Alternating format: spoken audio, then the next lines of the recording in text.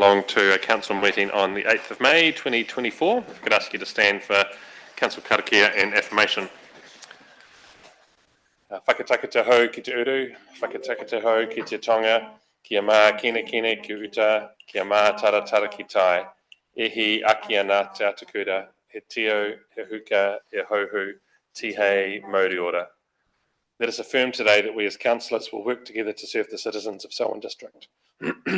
To always use our gifts of understanding, courage, common sense, wisdom and integrity in all our discussions, dealings and decisions so that we may solve problems effectively. May we always recognise each other's values and opinions, be fair-minded and ready to listen to each other's point of view. In our dealings with each other, let us always be open to the truth of others and ready to seek agreement, slow to take offence and always prepared to forgive. May we always work to enhance the well-being of the Selwyn District and its communities. We will.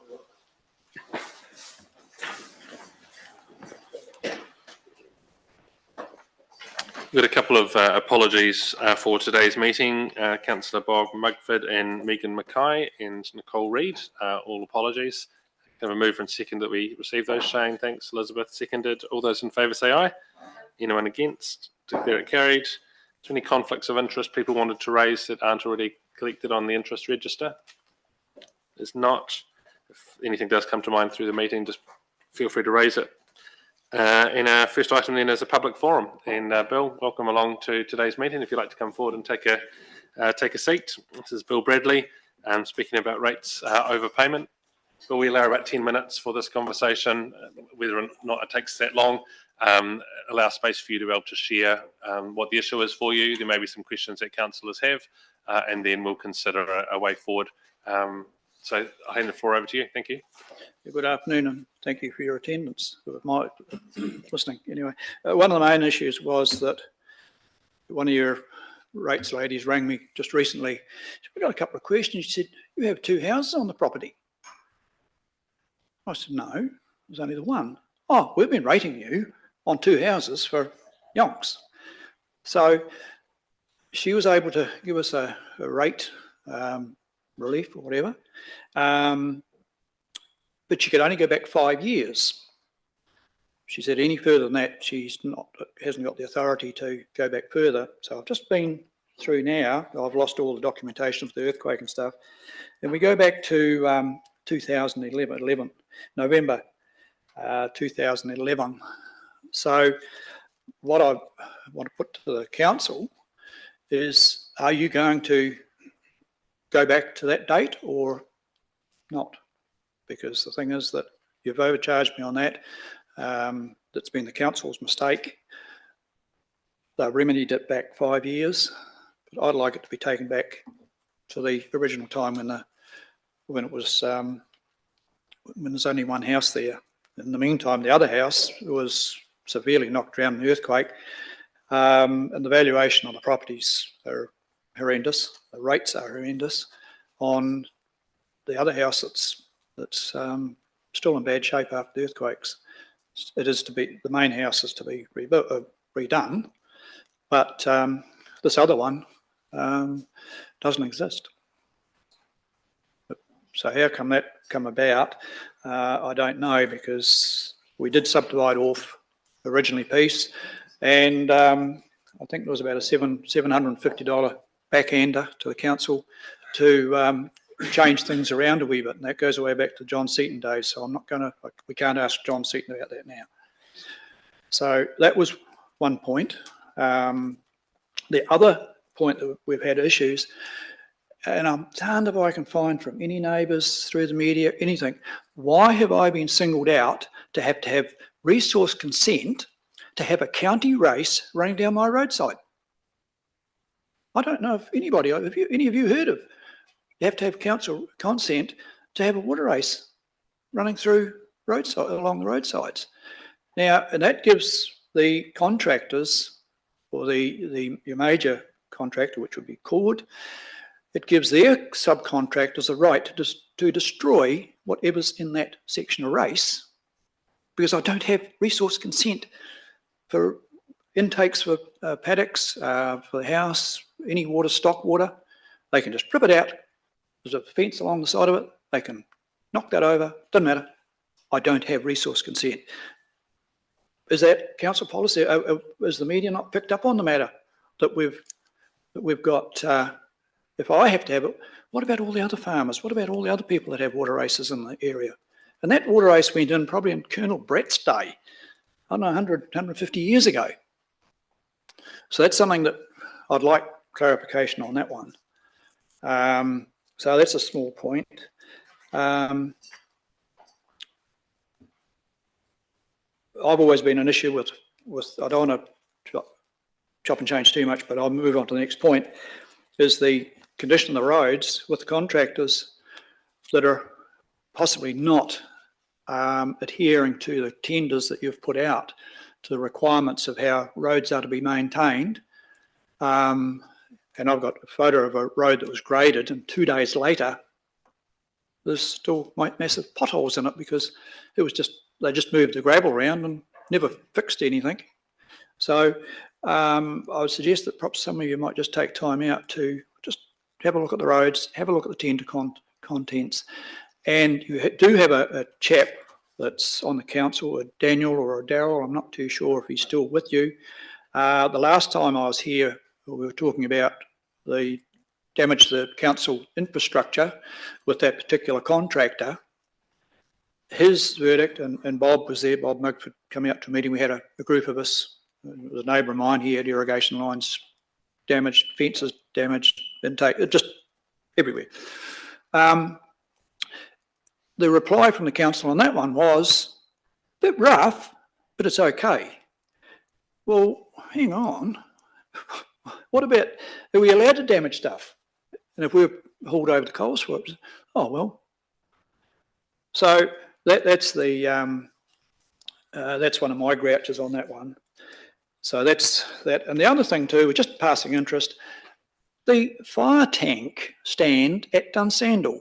Now, do any of you know, when you're heading out of Dunsandel south, just as you're coming out of the kink round the village, heading there, there's a wooden structure over near the railway line by the water race. Have you ever noticed that in there? It's worth having a look at.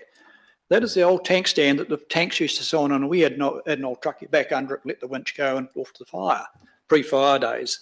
Now, that's something that I've never heard anything about. Would somebody in the council just be interested in just for the hell of it, just to find out what's going on? Because I come through the other day and it looked as if somebody had been, I don't know, hacking into it, but one of these days somebody said, oh, there's a bit of rubbish in there and it's gone. Now, it's the only remaining bit of history of the early fire department.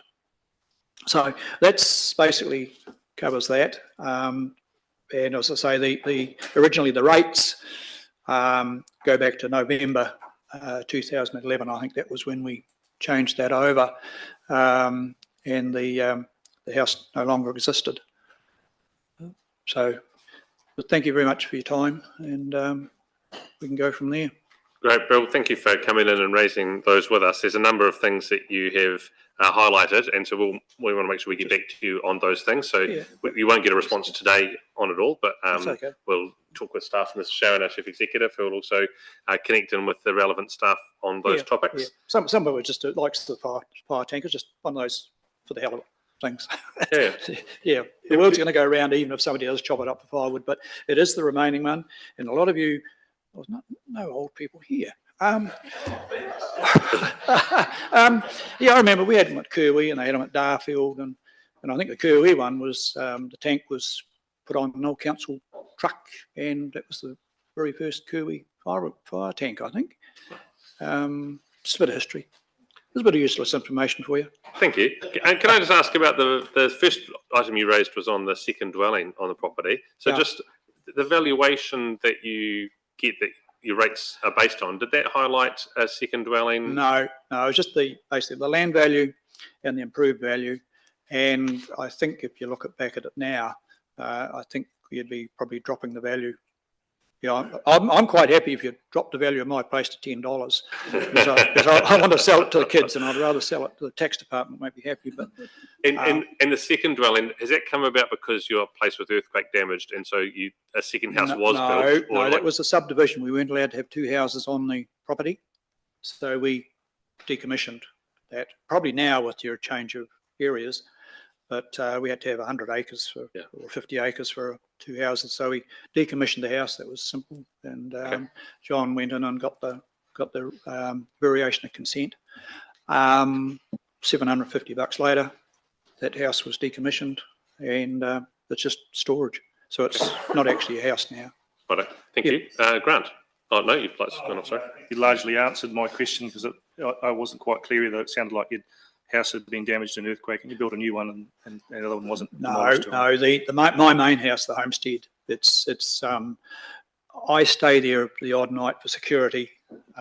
People don't need to know whether I'm there or not, but it's been not been fully used since the earthquake. Chimney's knocked a hole in the roof and we've had to patch it up. But it's still standing, the building itself? It's still standing, and I'm in the process now of just going rather than being classified a house, it's an outbuilding. The little one is gone. It's an outbuilding, but the main house, the one it's okay. That's the one house that's on the property. But that's being not rebuilt, but fixed up.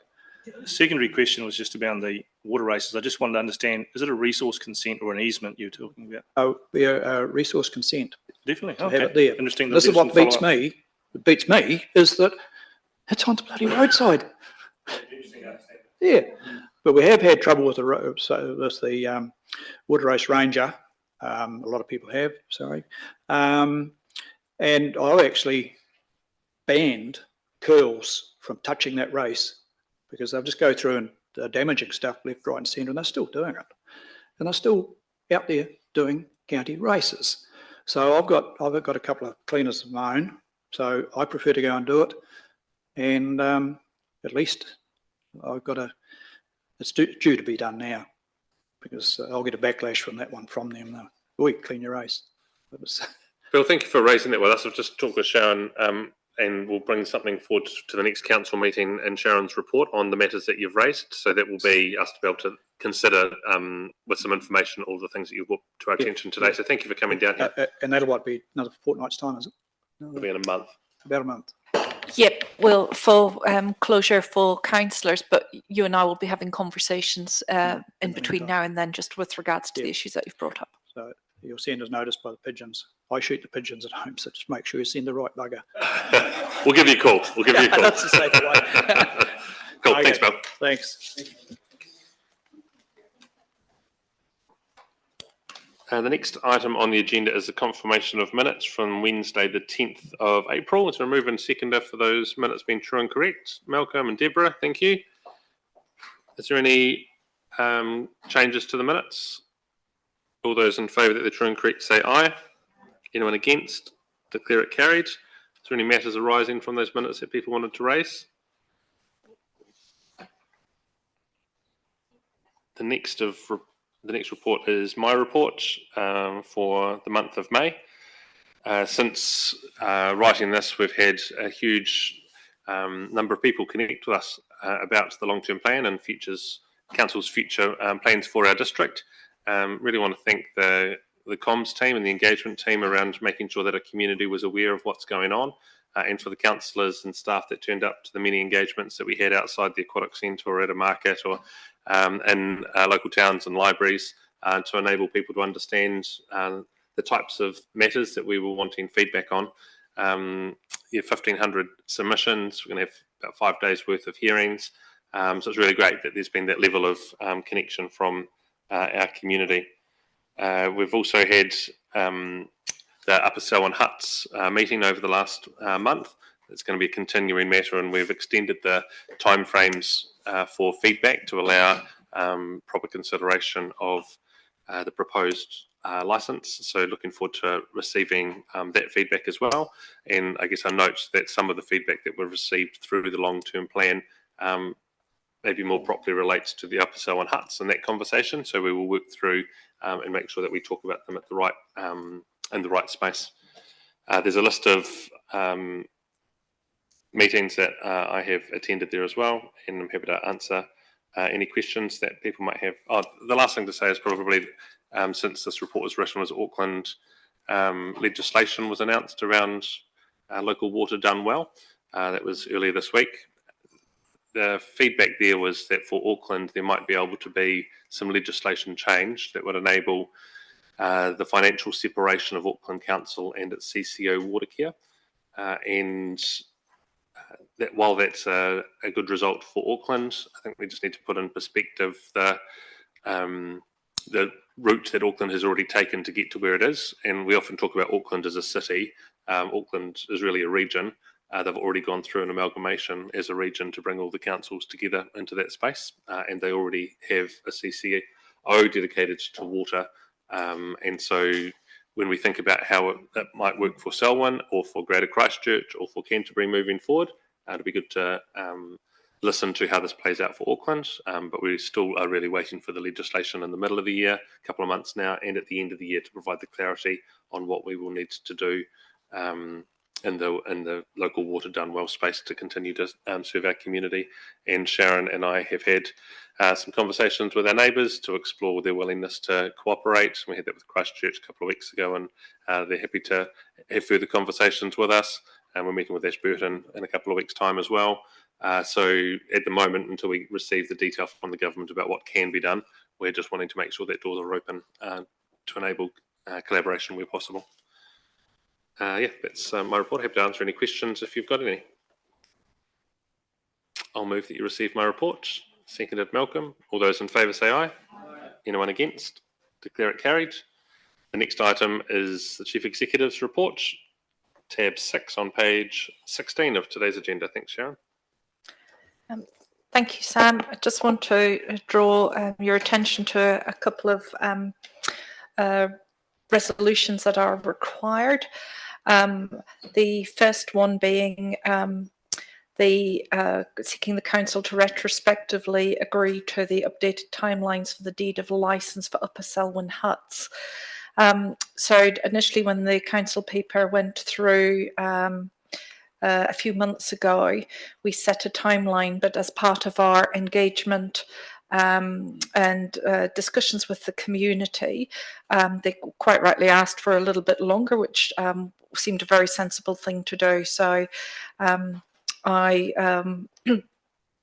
felt it was appropriate at the time to give that extension to make sure that we got the level of feedback and that the community had sufficient time. So I am asking for the council to retrospectively endorse the change of dates as outlined in my report.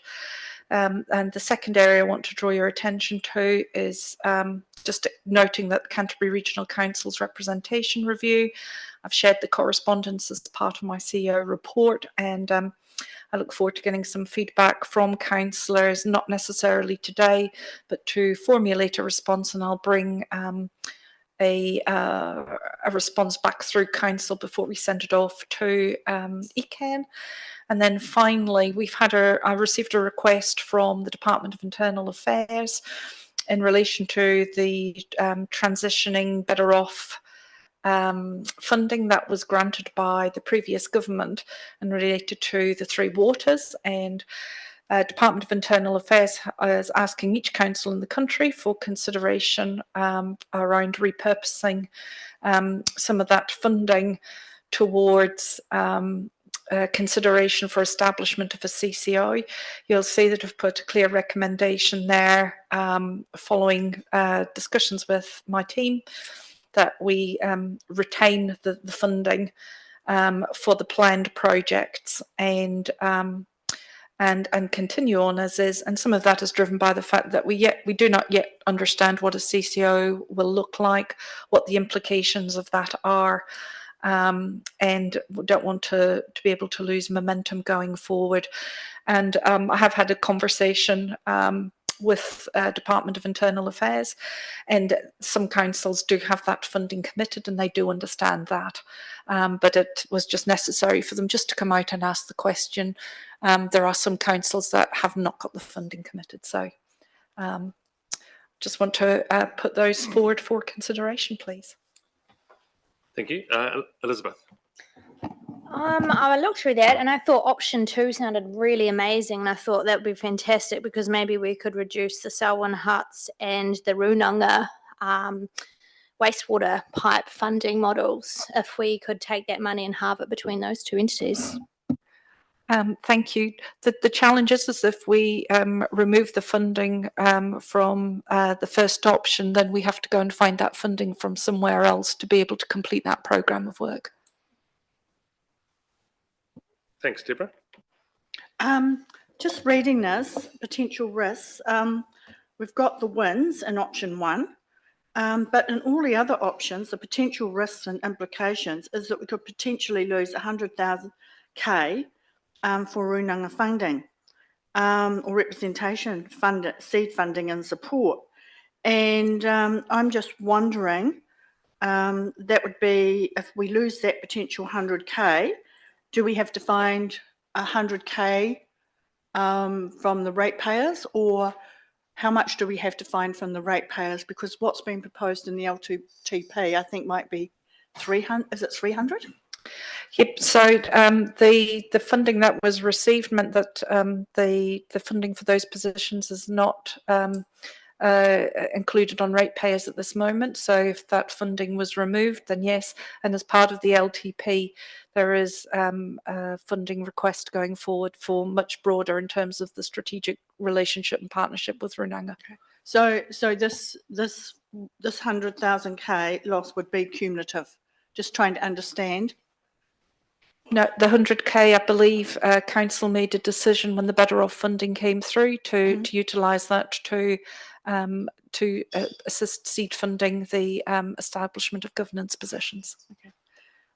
And the next question is around the Lincoln Town Centre, and when you see what the wins are, can I just have clarification that in that Lincoln Town Centre upgrade, as I'm reading this, there'd have to be a replacement of water pipes at $4 million with regards to those costs. And as a consequence, that would actually be taken off the whole price of the Lincoln Town Centre if it was spent on that. Just trying to understand how we've worked out the water budget for that project. Is it new pipes in the ground? Yeah, Deborah, currently the budget for water at Lincoln Town Centre is about 6.2 million, and that's currently inclusive of the 3.85 million Better Off funding. So if we were to remove the Better Off funding and reallocate it, we would need to find additional funding to the tune of around 3.85 million. Okay, thank you for answering that one. And where we do have some funding left over from some of the other projects, I note it might be just 20,000 unspent from the Leaston Health Facility, 60K from the Soakaway feasibility study. What do we intend doing with that money? Because it's not mentioned within this the options and the wins. It just says that it's left over. Where are we going to divert that money? Are we going to put it into water infrastructure? What's the plan? I don't think we've thought that far ahead. That's probably a discussion that needs to come back. Okay. But fair to say, given the direction from DIA at the moment, it would need to be on a water project. On a water project. So the unspent money from those projects would transfer across to the water projects. Okay. Thank you for the clarification. As Sharon said, we haven't had the discussion, but in all likelihood, that's the direction of travel that DIA has given us. Well, is it a bit early to actually put in a recommendation then? If we're not looking at the whole, we're only looking at sections. No, because there'll be other overruns or underruns for the other projects. So let's understand the overall picture with the Better Off funding before we make a decision on those bits. Yep, and we also have a timeline to give feedback to the DIA about the Better Off funding, and that's coming up next week. So we need to give them some feedback about our position. Okay. Thanks, Deborah. Malcolm. Yeah, I'm just going to move the report and the recommendations within.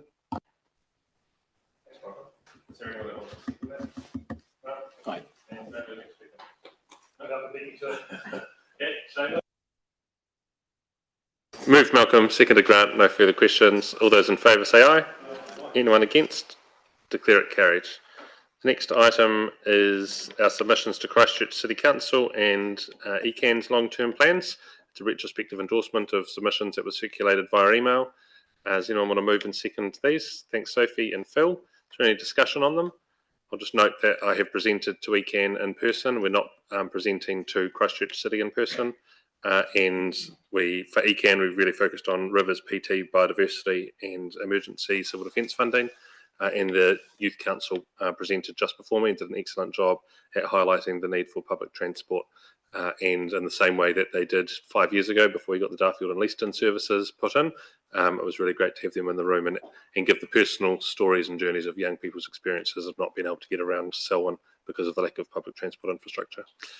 Thanks, mover and seconder. All those in favour say aye. Anyone against? Declare it carried. The next item is on tab 8, page 34, and it's a council submission on the proposed fast track approvals bill. Ben, is there something that you want to present to us? Page 36. Again, this was circulated around by everyone, so thank you for the input that went in. Do I have a mover and a seconder for that? Deborah and Malcolm, thank you. Any questions or comments? None. All those in favour say aye. Anyone against?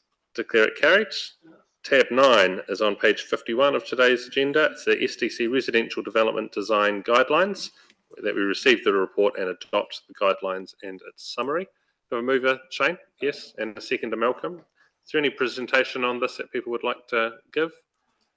Oh, I've got a question. Ben, you were there before. I don't want to make you rush away. It's a good piece of work, and I think it's worth highlighting the piece of work that's been presented and the information that it has for the developers in our region. So, Gabi?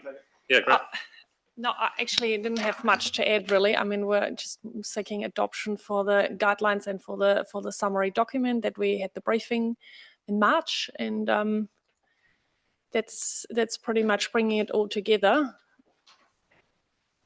Great, thank you. And who's there? And I also wanted to, Council probably not aware of Andy here sitting next to me, who has been really instrumental in making this design guide like it looks at the moment. So it's really good having that support within the team. Well done. Thank you. There was one matter that was raised Yes. about the one water strategy in reference to one of the documents. Yep. So, Yep. it's been raised with you, but we just need to make comments. Thank you so much. Actually, that was great getting feedback, and One Water was basically we just taken advice from the water services team on that. I think that the document is a living document, so we can pretty much fix anything because it's online. But I sort of take guidance from. I'm not the expert in the One Water strategy. We're going basically from 5 waters down to 3 waters now to 1 water. So can I think easily fix that issue. Thank you. Look, I've got a question around 51, and it's where the specific reports are assessed as low significance in accordance with Council significant and engagement policy. And then the next line seeks only to confirm adoption of a non-statutory document that is supplementary to the district plan and engineering code of practice and are not enforceable on their own. Look, I've been contacted by property developers, consultancy firms, very upset about the fact that where we've got, it may be a non-statutory or it may be a statutory process that involves to them financial spending or guidelines or implementation. And their main concern is around what they term lack of being consulted on the process. And I gather that how much, I'm going to ask on behalf of them, how much consultation have we actually taken with developers in the design of this design line guide? How it's non-statutory, but how do we get them to buy into it if they haven't been consulted and haven't had some input? And I guess the third question is, and a lot of these non-statutory or these bylaw processes actually involve development contributions, or the way that development, they may be looked at as a development contribution or a portion or a calculation why haven't they been consulted and So I just want to ask on behalf of them that particular process that we're undertaking. Thank you. Is it on now? Yeah. Okay. So in terms of the consultation process, so external consultation, and we've had external consultation, and we've had external consultation with the representative of developers. Probably the biggest developer is Hughes Development in the district, and we have had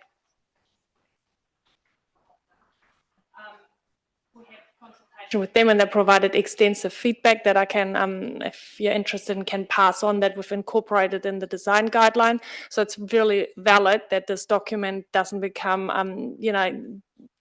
collecting dust in the corner, so that it is actually something we want to take out there into the public, also with a follow-up promotional tour. So at the moment, as it stands, it has been consulted on, and I feel quite confident that we have talked to the right people. We also presented it to consultants in town.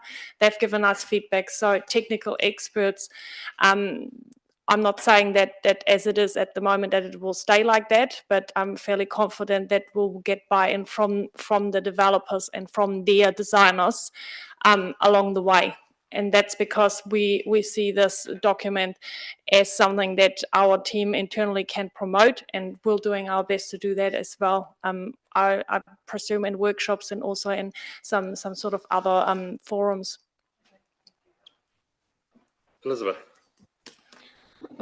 Deborah covered part of what I was wanting to say. So and part of what I was wanting to say was today when we walked around with those developers, they talked about how it's been very up-spec because what they've built is they've used much more higher grade and quality claddings, etc. And this document sort of continues with that feel. And I just, again, with what Deborah's touched on, is that long-term in the affordable range for our affordable housing, and are we able to make sure that what we put in place doesn't limit the types of affordability that we build here.